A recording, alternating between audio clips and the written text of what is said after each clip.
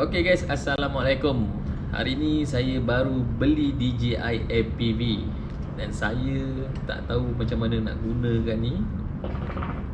Dan nanti saya akan cuba try buat video cinematic. Kalau korang rasa video saya ni cantik, like dan share.